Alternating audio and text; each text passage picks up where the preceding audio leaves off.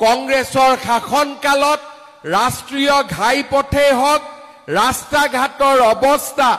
এবাৰ আপোনালোকে মনত পেলাব পাৰে কংগ্ৰেছৰ শাসনকালত চৰকাৰী চাকৰি আনকি অংগনবাদী চাকৰিৰ পোষ্ট লবৰ বাবেও লাখ লাখ টকা ঘোষ দিবলগীয়া হৈছিল উন্নয়নমূলক কোনো আঁচনি নাছিল আৰু কংগ্ৰেছৰ ৰাজনীতি কেৱল মাত্ৰ ধুতি লুঙি খুটা আৰু আঠুৱাৰ মাজতে সীমাবদ্ধ আছিল কংগ্ৰেছ চৰকাৰ মানে এটাই আমি বুজিছিলো যে কংগ্ৰেছ চৰকাৰ মানে ৰাস্তা ঘাট মেডিকেল কলেজ স্কুল কলেজ নহয় কংগ্ৰেছ চৰকাৰ মানে লুঙি ধুতি খুটা আৰু আঠুৱা আজি সেই পৰিবেশ সলনি হৈছে আজি আমাৰ আই মাতৃসকলে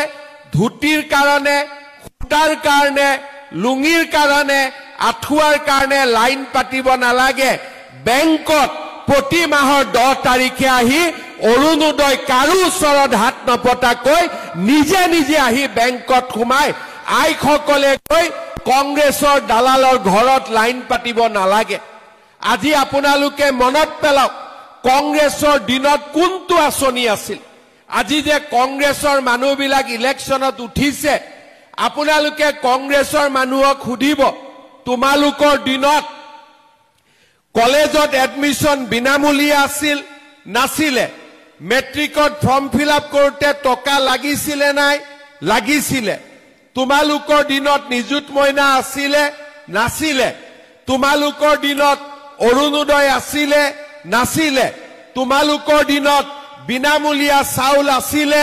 নাছিলে তোমালোকৰ দিনত মথাউৰি পকা হৈছিলে নাই হোৱা তোমালোকৰ দিনত ধেমাজিত মেডিকেল কলেজ হৈছিলে নাই হোৱা তোমালোকৰ দিনত ধেমাজিত ইঞ্জিনিয়াৰিং কলেজ হৈছিলে নাই হোৱা কি হৈছিলে লুঙি আছিলে ধুতি আছিলে খুটা আৰু আঠুৱা আছিলে লুঙি ধুতি আৰু খুটা হেকাৰণে মই মাজে মাজে কংগ্ৰেছক কওঁ যে কংগ্ৰেছৰ বাবে এতিয়া সময় আহিছে হাতৰ ছবিটোৰ জাগাত লুঙিৰ ছবিত ইলেকশ্যন উঠাৰ কাৰণে কাৰণ কংগ্ৰেছে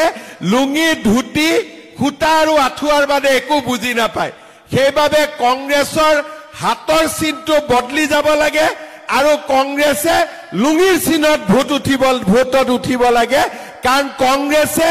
অসমৰ ৰাইজক লুঙিৰ বাদে আৰু একোৱেই দিয়া নাছিল খুটাৰ বাদে একোৱেই দিয়া নাছিলে আঠুৱা আৰু তাক বাদ দি আমাক একোৱেই দিয়া নাছিল শ্ৰদ্ধাৰ ৰাইজ আজি আপোনালোকে মনত পেলাওক অসমৰ দৰে এখন ৰাজ্য য'ত চৰকাৰী চাকৰিৰ কাৰণে পঢ়া শুনাৰ কাম নাছিলে